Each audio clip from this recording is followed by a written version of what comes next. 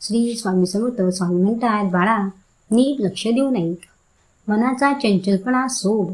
स्वामी म्हणतात, बाळा केव्हा पण इतरांवर भरोसा करण्यापेक्षा देवावर विश्वास ठेवा. त्यासाठी तुम्हाला भगवंताची सेवा अतिशय मनापासून करावी लागेल. तेव्हा तुमचा भगवंत विश्वास तोडणार नाही. अरे इतर लोक काय सरड्यासारखे रंग बदलतात, पण भगवंत तसा नसतो. समजलं का बाळा? बाळा तुम्ही लोक मनाचे खूप हळवे असता. अरे एखाद्या वेळेस देवाने तुमची इच्छा पूर्ण केली नाही तरी तुम्ही देवाचे काही करीत नाहीत, सेवा पण करीत नाहीत, प्रार्थना पण करीत नाहीत. अरे बाळांनो तसे नाही करायचे. अरे आमचे पण भक्त असतात, त्यांची पण इच्छा पूर्ण करायची असते, तेव्हा काही गोष्टींना उशीर लागतो. त्यासाठी तुमचा विश्वास हवा आमच्यावर. समजलं का बाळा? स्वामी म्हणतात, बाळांनो देवाला तुम्ही हात घालता, फुले वाहता, दिवा लावता, आपण त्याने देव खुश होईल का? नाही ना. तर देवाने तुमची मनापासून केलेली सेवा आवडते. देवाला तुमची मनापासून केलेली सेवा आवडते. बाळांनो सेवा तुम्ही थोडी करा, पण अतिशय मनापासून करा. अरे माणसे तुमची वाईट करू शकतील, पण देव तुमचे चांगलेच करणार.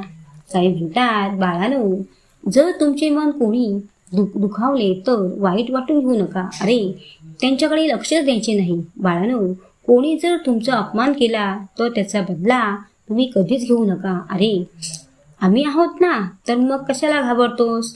अरे ही तर तुझी अपमान करण्याची सहनशक्ती आहे, ताकद आहे. अरे त्या अपमानामधूनच तुला नव्याने संधी मिळत राहील. तेव्हा पुन्हा पुन्हा विचार करत बसू नकोस. अरे आम्ही भक्तांना कधीच वाऱ्यासारखे उडू देत नाही.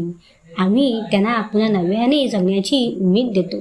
स्वामी म्हणतात, बाळा माझ्या काही भक्तांचे दिवस आता खडतर आहेत, पण ते पुन्हा पुन्हा प्रयत्न करत असतात. यालाच तर म्हणतात परमेश्वराने घेतलेली भक्तांची परीक्षा. स्वामी म्हणतात, बाळा एका भक्ताने मला विचारले, स्वामी मला कोणाचा आदर नाही, तुम्ही माझ्याकडे लक्ष द्याल ना?